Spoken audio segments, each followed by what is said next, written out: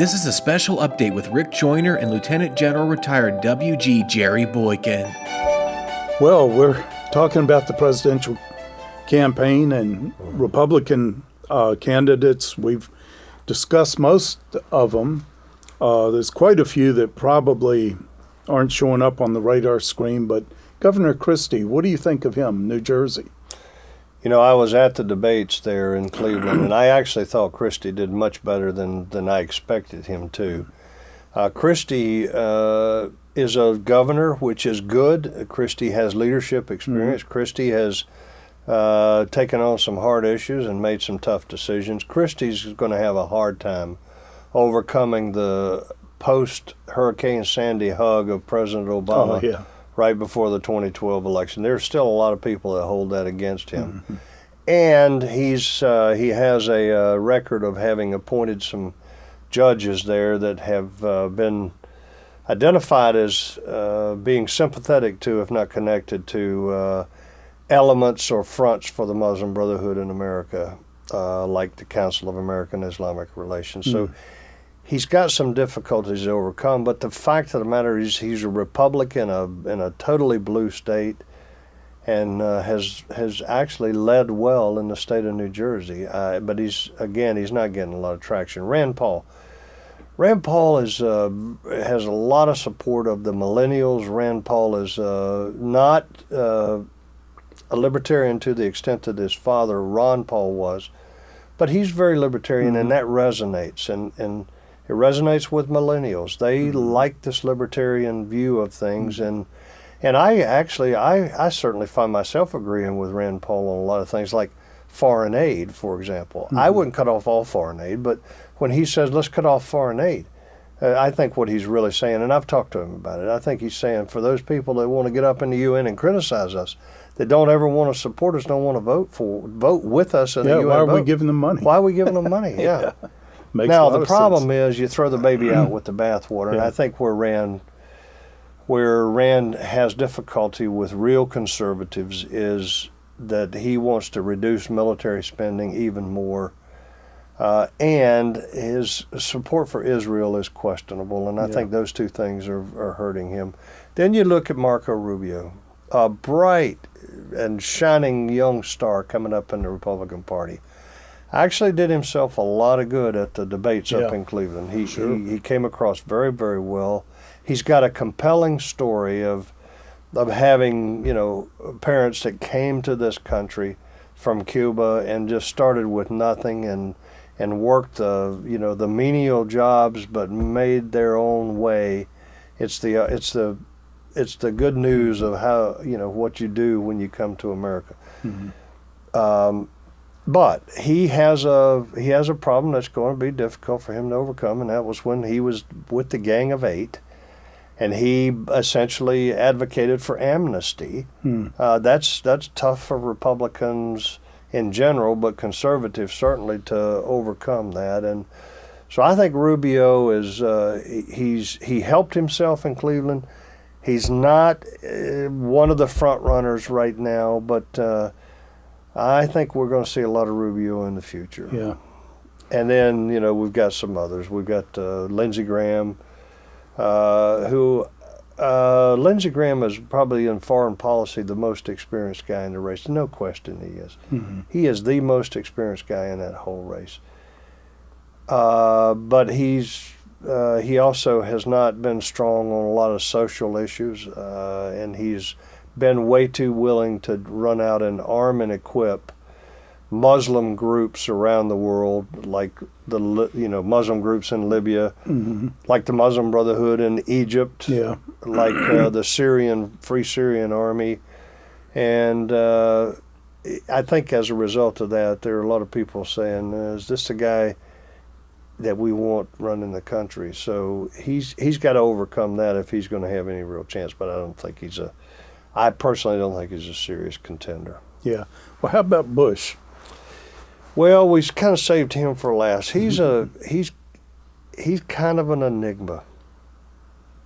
Low energy? He's kind of low energy, and he was a good governor. Bush did some good things as governor of Florida. He was a good governor. He has two major problems. One is his stand on Common Core, which he has not backed off of. Mm-hmm. And I think conservatives have learned enough now about Common Core to realize that it's subverting our identity as a nation. Just the history standards alone.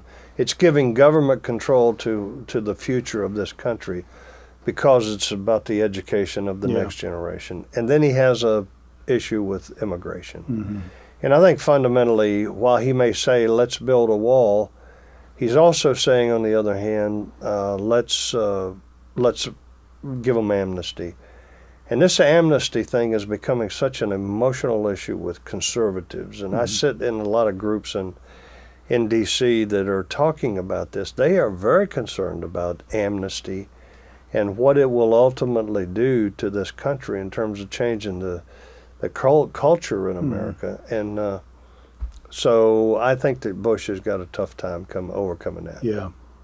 Well, we've also, I think there are teaching moments, and certainly during campaigns, things rise up in the country. Yeah. What Donald Trump has done has, I think, revealed a lot about America, where America is now. It looks like America, in general, sick of political correctness, starving for leadership. And that's a point we talked about with a number of the candidates. People don't realize you can have the best ideas about the best policies. You can be right down the line, but not be able to get anything done if you're not a leader. And the factors of leadership, just understanding decision fatigue. That you've only got so many quality decisions you can make a day, and then your decision making gets degraded. I'm sure you understand this as a general, so you want to conserve. You don't want to be a micromanager in that job. You got to be watching the big picture. And those are characteristics of leadership, and that's why I think Donald Trump has really serious qualities as a leader, and that's why he may not know the names of some terrorist organization leaders, because he doesn't get down into the details so much. He's a big picture guy, but you got to be able to balance those. And you teach leadership, teach it to the SEALs, to the Navy SEALs, and share with some of your perspective on the kind of leadership we're going to need going forward. Yeah, well, I think that, first of all, the leadership that we're going to need starting on January 20th of 2017 is going to be visionary leadership. The next president has to cast a vision for what they want America to be. Barack Obama did that. He cast a vision for what he wanted America to be. When he talked about fundamental change in America, he had a vision, and he's accomplished most of it. Yeah. But it's not the kind of change that we not what we wanted, but he got the job. So the next guy's going to have to come in and be a visionary. That's why when you talk about Trump, not knowing who Omar al-Zawahiri is or General Suleiman, well, that's because he is a big picture guy. He's developing a vision for what he wants America to be. Now, again, I'm not advocating for nor supporting Trump, but we're talking about a principle here.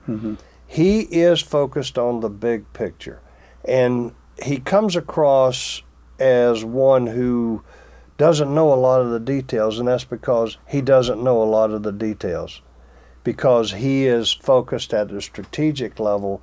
And when you get him in to a radio program or you get him onto a television program and you want to go down into the details, they think they got him on something, they think they've he's tricked got him. people to do it. He's wise enough. Exactly right. I got people to handle That's that. exactly right. I got to look at this picture. I've got to fly the airplane.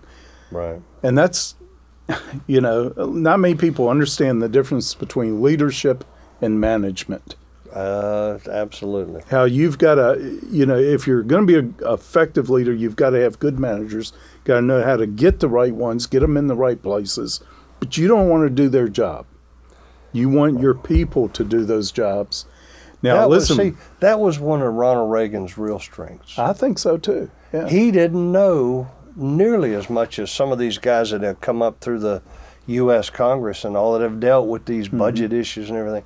But he knew the people that he wanted to bring into his administration who he had confidence had all those answers. Exactly.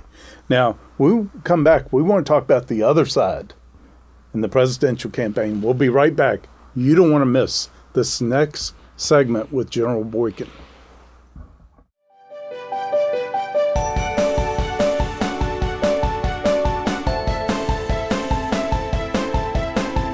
On TV, online, on the go, and on your iPad. Tune into Prophetic Perspectives with Rick Joyner, always available on MorningStarTV.com.